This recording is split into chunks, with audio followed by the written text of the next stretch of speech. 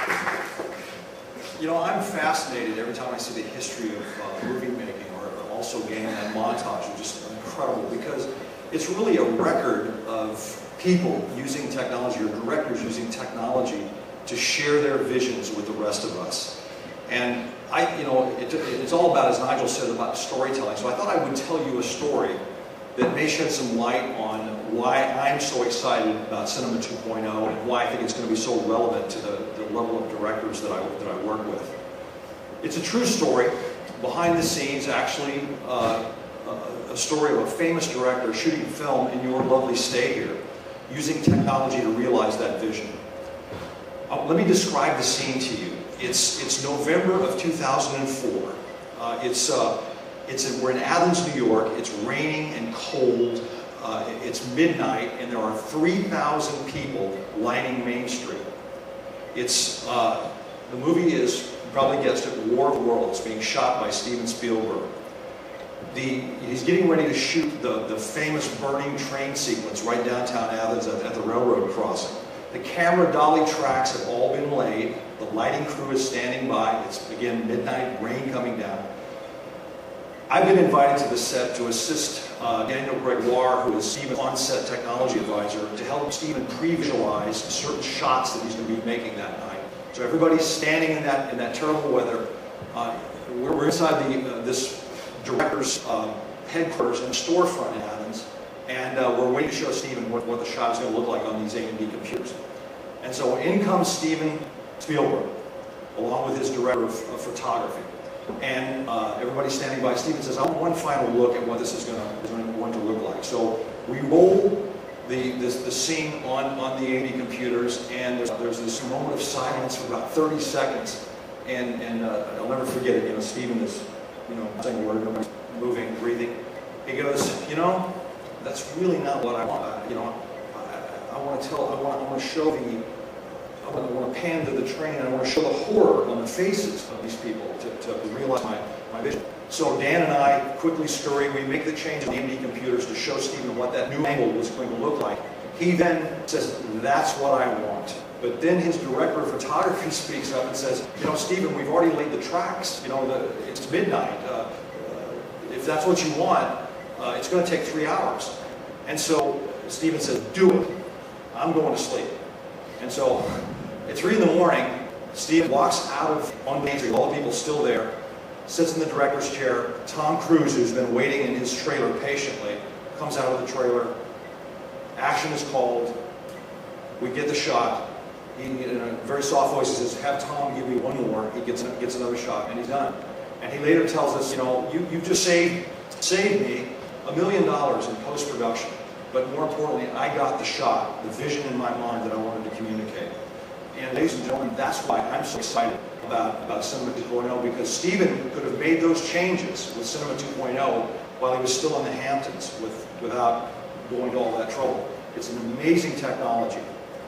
I work in Hollywood on a day-to-day basis in the technology sector, and I'm shown a lot of gimmicks, almost one a day, the next biggest thing. But I don't take lightly when I tell you that Cinema 2.0, that vision and that roadmap, is a very big deal. It's so much of a big deal, and I'm going to go so far as to say that it's one of those inflection points that we saw on Nigel's montage.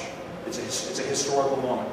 Cinema 2.0 is a natural fit for my world, or for the director's world in Hollywood, the content creator, because the cinematic and the interactive are racing to get to one another. Cinema 2.0 is that catalyst now that is going to accelerate that at an amazing speed. History of cinema has been a challenge for the director to share his vision. He's had to use whatever technology was available, whether it was in-camera effects or stop frame animation or claymation, whatever he had available, he would use. In fact, George, in his early version of Star Wars, you remember the miniatures that were used very effectively. But that is a serial process where the director works with the art department, who works with a pre-production, and so you can see how the director can also not be in the moment and hold on to that thought. Cinema 2.0 now provides a seamless connection between the human mind, or the director's mind, and his movie, his creation, where he can interact in real time to develop his idea. You know, many directors, Robert Rodriguez has a favorite saying that I like to quote: "The movie set is the mind." And he always chides me. He says, "Never break my creative tempo, because I'm developing on the fly. If I'm worrying or waiting, don't do that." The director now with Cinema 2.0 can make these changes in real time and interact with his own movie to explore creative avenues. He can plot points, character movement, camera angles, lighting. All these things are available. He can tweak it until it's right. But let me take it a step further now. Cinema 2.0 allows that same creative mind, that the director who created that interactive content now, to open the door to invite his audience to interact with that movie through that same immediacy of connection. You know, certainly the Blu-ray distribution opportunity has opened the door for more. There's a cry for more interactivity. You know, even the bonus features on traditional DVDs have been a boom to the industry, because people are interested in learning more, becoming part of the process. Imagine, if you will, now the viewer not only being able to share the director's vision, but to interact with that vision, almost to open the door to his mind, interact with his thoughts. This is an amazing opportunity. How many of us have always wondered why we reach plot points by changing certain key elements in a story, even in our own lives? What if I had not made that decision? And so there's a natural, inquisitive look at that. This is all made possible with Cinema 2.0. You know, you've heard individuals this morning talk about the blurred lines, or alluding to the blurred lines between the cinematic and the interactive. Those two camps really trying to get together. You know, we all know of blockbuster movies that have morphed into games several months later. The industry's trying to bring those 2 points closer together in time. You know, if you look at the current trend in Hollywood, if you look at Electronic Arts as another proof point here, they recently signed a deal with United Talent Agencies, which is a big talent management firm.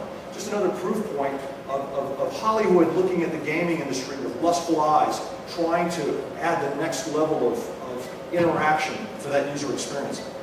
Big directors all want to be a part of this game process. You can't go to a gaming blog these days without running into Steven Spielberg. He's out there. Gore Verbinski, the director of Pirates of the Caribbean, and Brett Ratner, the director of Rush Hour, recently stated publicly that their next movies are going to be based upon video games. Video games are part of the culture now. Why are these Hollywood leaders so interested in becoming a part of this? Follow the money. It's revenue. The Dark Knight theatrical premiere weekend, $155 million. Indiana Jones, $126 million theatrical release weekend. The Game, Grand Theft Audio, its opening weekend, $450 million. Do the math. This is a big piece of pie. Why has Hollywood not really just immediately gone for that? It's because the technology would not allow them to do that. Cinema 2.0 is going to change that equation. Tech limits, you know, if you look through this, if you just take a casual look around the room, tech limits have caused, like, you know, sort of stylized representations of games or of movies. Cinema 2.0 is going to remove that, where you have real photorealistic experiences. Companies like Lucasfilm, and we work with a lot at AMD, they're moving towards creating games and movies at the same time. In fact, the Clone Wars, which opens this month, is a movie and a game. And Cinema 2.0 is a further commitment and a revolutionary point in time where this is going to appear as music to the ears of companies who have these business models to do that. With Cinema 2.0, in an example, if one of our directors is shooting a green screen film, spending a lot of money, HD assets, those HD assets with Cinema 2.0, they go directly into the game. That's a huge benefit for the back end. For a studio to invest in a movie, it's an amazing savings of money. The CG characters, environments, all these things are directly imported into the company, into the game. But more importantly, and why I'm really excited, I continue to say this, is the director's vision, his aesthetic now. It's not a stylized version of his aesthetic, but his aesthetic now translated directly into that game. This is a revolutionary commitment in technology changing the level of expectation. Well, you've heard from me. Let's hear from the practitioners themselves. I'll be showing two videos. The first video is Daniel Gregoire, who owns a company called Halon Entertainment. Daniel is, without a doubt, the premier pre-visualization guru in Hollywood. On his resume, you'll see Jules and Steven Spielberg. He worked with Dan since episode 2 of Star Wars. What is previs? Well, you remember the old storyboards that Walt Disney sort of pioneered, where the director tries to, break his movie up into scenes. Pre-visualization is that same concept done on a computer with CG graphics capability to refine his, how he's going to shoot his movie. And Daniel is amazing on that because it saves the director time and money. Like I gave the example of Spielberg with 3,000 people waiting for him. Previs is a way to try to avoid that. But because it's not real time, a lot of times this example like I gave happened where you have to make it something on the set. Notice that these, you look at the top of the screen, but that's Dan's work. At the bottom of the screen, you're going to see the final shot.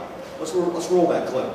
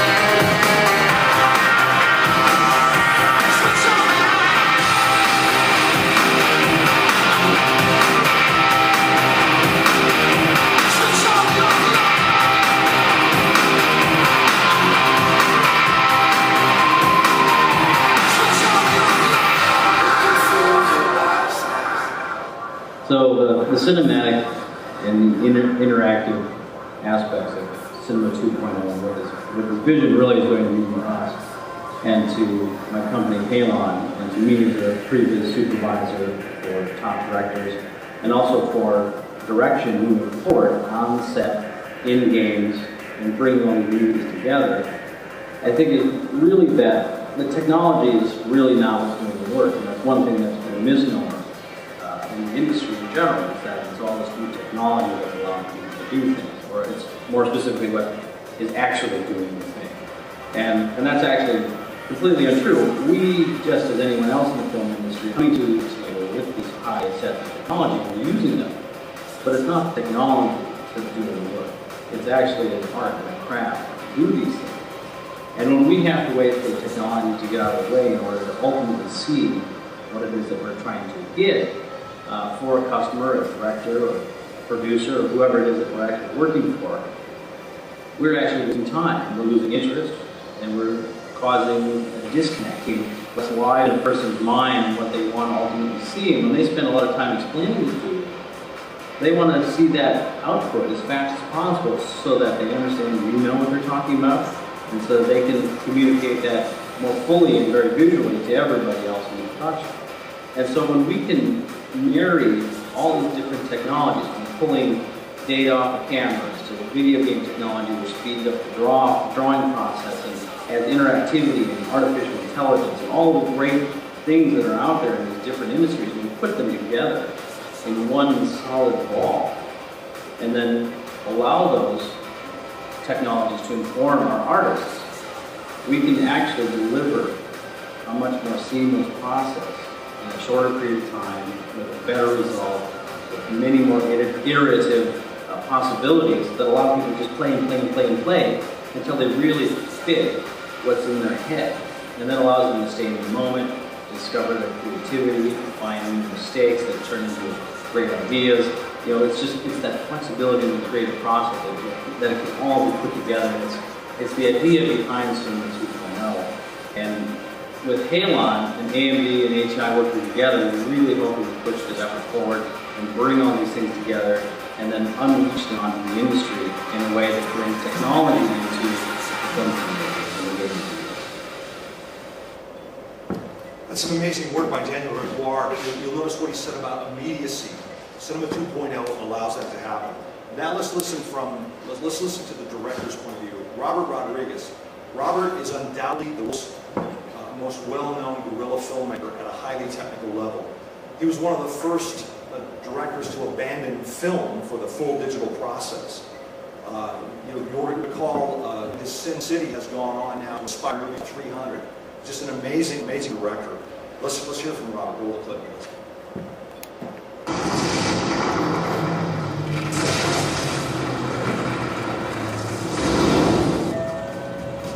Artists just want to not be stopped, to just full throttle be able to go, be able to move at that speed of thought in order to come up with the new ideas.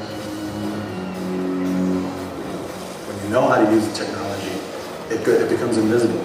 What I've always used technology for is just to keep myself ahead of the artistic curve, because I've always been able to draw cartoons by pen, but I want to be able to use big technology to still have those instant ideas. That's what I loved about drawing, was that you had an idea, you could take a blank piece of paper and you know a few minutes later you would have something that wasn't there before. That was the ease and simplicity of it. Technology was always too slow, so I liked that.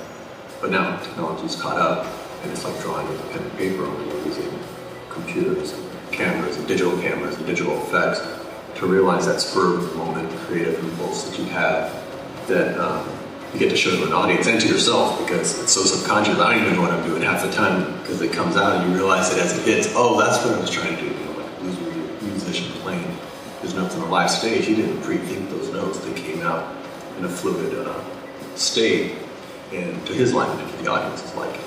What's neat about Cinema 2.0 is that I've always tried to get into video games, because I see video games trying to be more like movies and movies be more like video games, and they're sort of connected. And those worlds are trying to cross more and more. But they're still done in separate stages, which is what I've always hated about filmmaking. Why I do so many jobs myself. I hate doing things 2 or 3 times. So I try to do things once, while it's fresh, once in your mind. You know, it's like telling musicians, oh, you just did it great, do that take again. But in the studio now, it's not going to come out the same. And I'm going to replace that.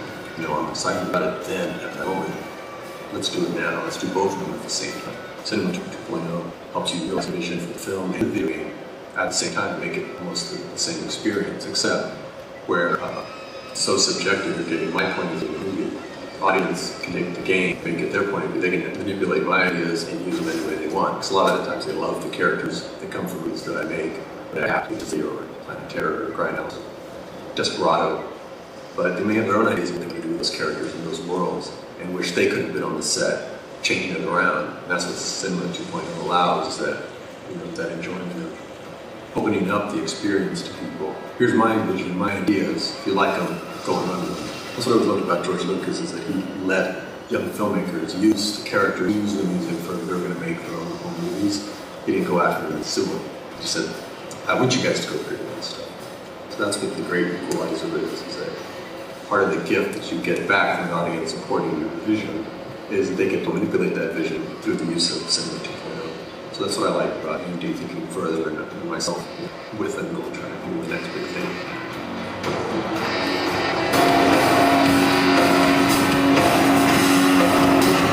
See the pioneers that we're very excited about.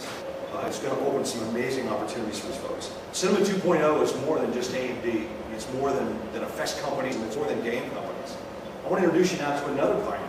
His name is Mr. Jules Urbach. He owns a company called Jules World, and Jules World is really what's behind the software on Cinema 2.0. He works with such directors as David Fincher. So I would ask you to please welcome Mr. Jules Urbach. I'm honored to be here and to be part of the Cinema 2.0 event. just to give you a history of our work at AMD, it started last year.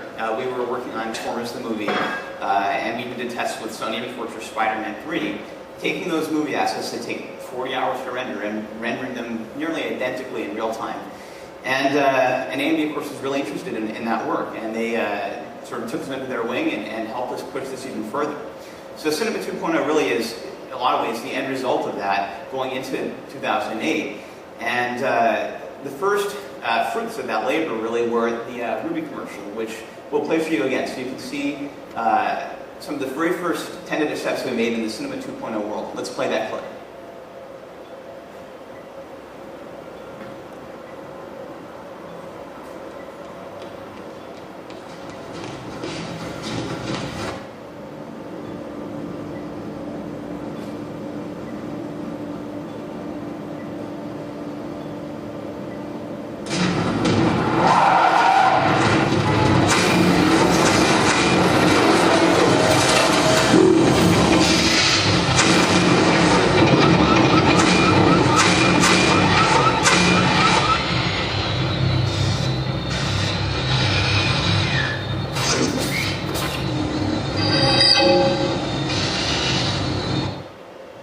So let's now take a look at what works and what doesn't quite work in that scene. I mean, Cinema 2.0 is obviously something that is a continuous effort.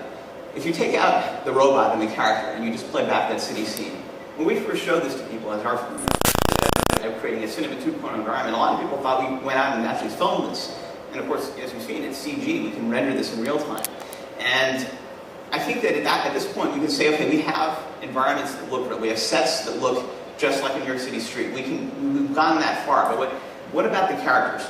Well, Ruby, her body looked pretty good, but I think that it's undeniable that her head looked like a video game character. And that's because we actually did take that video game character asset that AMD created and put it in the scene. And even when you throw a lot of money at this problem, making a character that looks completely photorealistically real is very difficult to do. The human brain understands what a face is supposed to look like. Skin is a very difficult surface to model. Light enters and scatters and hits blood and bone and tissue. It's very difficult to capture that. And really, our work in Cinema 2.0 wouldn't be complete if we were not able to account for that. So I think when it came time to deciding what's the next step, we wanted to really conquer characters. We wanted to make characters that would be completely real and fit into these real environments. And really what that requires is just big leap of technology that no traditional art pipelines, I think, can account for. So where we turned to was a piece of amazing technology. And I'm just going to show you one image that represents what this technology can do. Let's show that slide.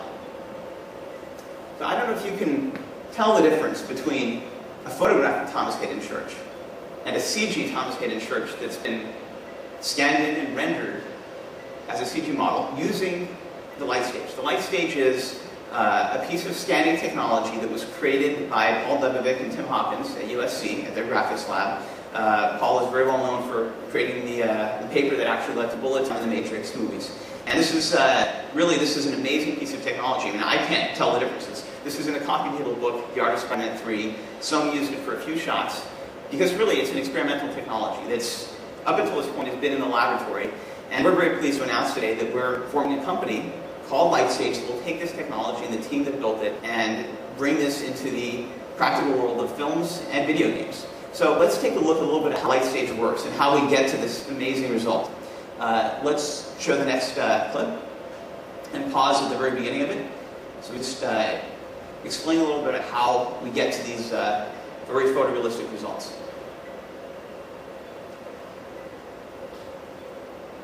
So let's pause here. If you look at this model, the very first thing you'll notice is that she's got hair, strands of hair popping out, her teeth, everything is there. And in the traditional way, let's say doing something like Davy Jones in Pirates of the Caribbean that I would spend months and months of work on, or even having my own artists that worked on the Ruby commercial, this is a totally different way of doing a character. I mean, this is like taking a photograph, except you're doing it holographically. All those rainbow colors you see are just the surface points on her skin. But that means that if I just put a person in the light stage, it's a domed capture environment, it's a volumetric capture device.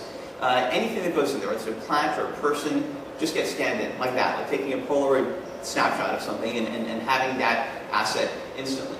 And because it's so fast, let's play one more second, just one more second of this clip, and then pause again. If you saw that, you can see her muscles are moving. Everything that's being done in her face, all of that work. You know, we don't necessarily now have to go and rig her facial muscles and try to figure out how all that works. That's captured in full motion on the light stage. And that's really revolutionary. And it's also a lot cheaper and a lot faster than anything else that we've ever had as artists or as video game developers or as filmmakers. And this changes everything. It's beyond exciting to be able to say, we're going to take this and make this thing real. You know, Andy's been working this now for almost a year to really help us take things like this and make this practical and possible in the real world of video games and films. So what you're about to see next is the rendering of this data set. And it's not a video, it's not a photo, it's an actual rendered image, CG rendered. But the light stage captures so much data that you may have trouble believing that. So let's just play this clip and take a look. There you go. That looks pretty real to me. And that's the quality of light stage characters. And this, mind you, was several years ago. These are very old tests. The stuff that we're doing now is going to boost this up to eye resolution, meaning that you won't even be able to see the dots that make up this character's face. You know, every pore, every piece of stubble on a person's chin, and all that gets captured. What's exciting, though, isn't the obvious impact this has for film. I mean, if you compare this to, for example, Beowulf, that technique used just 100 points on somebody's face. I mean, the human face, you're going to take a picture, is going to give millions of pixels. That's what we're capturing with the light stage. We can render that in real time. And part of our collaboration with AMD has been to tackle that problem. The light stage generates a huge amount of data. It doesn't fit into the traditional rendering pipeline. But just as we had to tackle these same problems, getting Spider-Man and Transformers to render in real time and match that cinematic quality, we're doing the same thing with the light stage. Let's show that clip of the real-time light stage renders. So what you're seeing here is basically the mouse is changing the lighting on this head in real time. And this is not a photo. I mean, this is just a highly detailed CG model. As it moves, the lighting can change.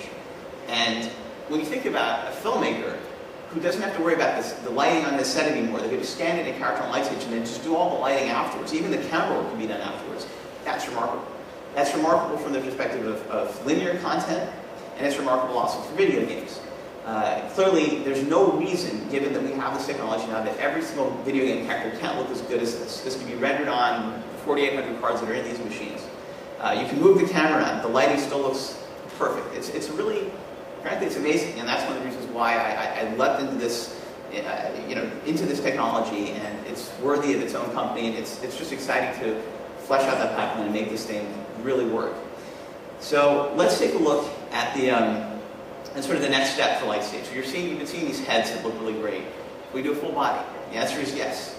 You just need a bigger light stage. So this next clip will be showing you light stage 6, which is about 30 feet tall. It was built at USC.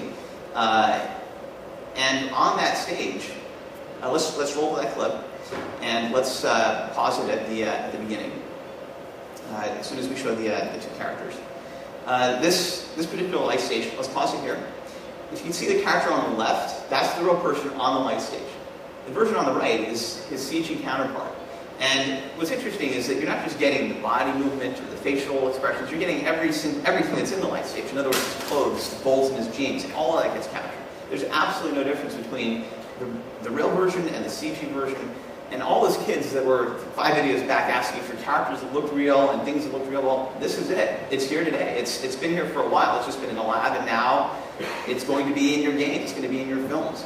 Let's play the whole thing through, and let's take just another look at how light stage works and what kind of results you get from it. So the light stage itself is filled with thousands of LED lights, many high-speed cameras that capture thousands of frames a second.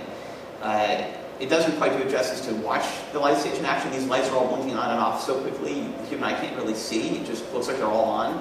But if you slow down the high-speed cameras, you can actually see how the light stage works. It essentially is capturing how every single one of those lights individually bounces off of this character. And then there's a lot of software that takes that data and turns it into those realistic characters that you see in these videos. That's a pretty remarkable way of approaching the problem. And it's the only really, I think, that you can get completely real sense. And the light stage is just being used for characters. In this particular example, we're seeing here how the camera can be moved around these characters, how the lighting can change. You can just duplicate an asset with a light stage and have 2 or 100 of the same actor in a scene. that's remarkable.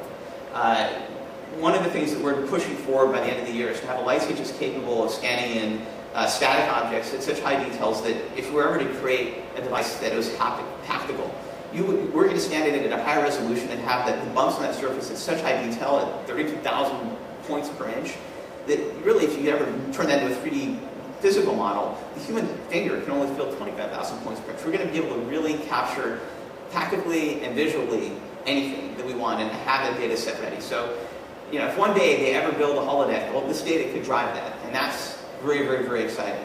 But capturing and rendering this data is only one aspect of how this can be used. If you look at video games, you know, one of the charms of the video game world is you can take data and you can do anything to it. Anything can happen at any frame. So taking that data and being able to manipulate the light stage data is really the next field of research for us. And we're actually very, very, very proud to announce that Lightstage is partnering with ImageMetrics, a company that develops amazing facial capture animation software.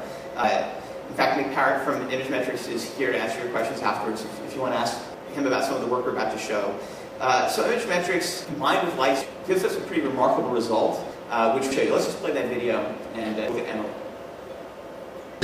ImageMetrics is a markerless performance-driven company. We specialize in high-quality facial animation for video games and films. So the amazing thing about this Emily video, it's different than that Lightstage head you saw earlier. The reason is that her animation, the thing that's driving her face, can come from any one of us. It can come from any webcam. Because ImageMetrics software takes just regular video and tracks every single muscle in your face. You match that to the Lightstage data, so you get this is a virtual actor that is completely independent of the person driving that performance. And I'll just give you one example of how this can be used. Let's say we scan in Brad Pitt on the light stage. Let's go to the next slide and show a little bit about how this process works with these completely virtual actors. You have to scan in 20 to 40 different facial poses. That plugs right into ImageMetrics software that is then able to take those 40 poses and give you a character like Emily that can be driven potentially in real time. And if Brad Pitt goes in and does this, well then he can age 40 years, and at the age of 84, many decades from now, he can be driving a version of himself that looks the age that he was when he was scanning on the light stage. Similarly, if we were to do more effort, we can actually bring back actors that have passed on, or actors or characters that were never real, just by scanning, for example, a sculpture created by master effects artist Rick Baker. So the possibilities are amazing. Let's just think about virtual worlds populated with characters like Emily, driven by, let's say, a webcam that can make these characters respond to how your face is in real time in worlds that look completely real. That really fulfills, I think, one of the many promises of Cinema 2.0. So I think you've seen a lot of amazing stuff. All of this stuff relates to capturing and rendering reality. Now, how do you project that? How do you display this in a way that is even more real than a 2D monitor? Because in a lot of ways, the light stage data, all this work, it's much more than what you can see on a screen filled with a bunch of pixels. And you know, it really has been at Andy's urging and prodding that we're sort of we're going to push the envelope a little bit more. So we're going to show you something that hints at the next steps of where we're going. Let's roll the next video and take a look. This video was actually, and this project you're seeing, was done by the same group that, in fact, created the light stage. And this was actually shown at SIGGRAPH last year, and it won an award, and it was, I think, it's very impressive.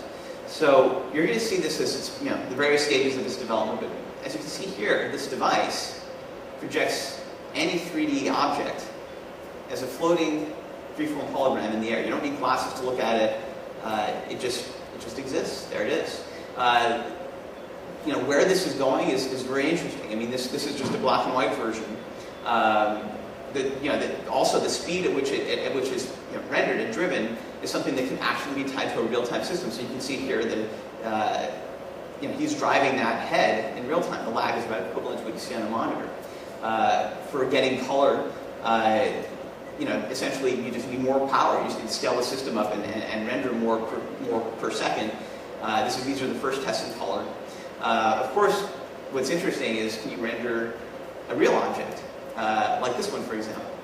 And the answer is, yeah, you can. And at this point, we're at Star Wars, at this level of Star Wars, where Princess Leia is giving her message from R2-D2. I mean, this is sci-fi made real. But I think what the most exciting promise of this technology is the light stage data that you've been seeing that looks so good. This projector was designed to render that data. And this, I think, is the future for many, many, many industries, and it's just the beginning. So it's very exciting to be able to show you this, and I'm sure that as we progress with this technology and as you see the next steps over the next few months that we're doing with AMD, you'll be very, very excited. It's been an honor and a pleasure to show all this. Thank you very much.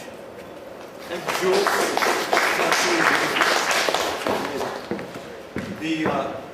The power of Cinema 2.0 has been shown here today, and it's not the big things, it's the subtle, it's the nuance that Cinema 2.0 allows. I really believe that Cinema 2.0 is going to usher in a new level of expectation people have for the user experience. And I'm going to segue back now to Nigel, and thank you very much.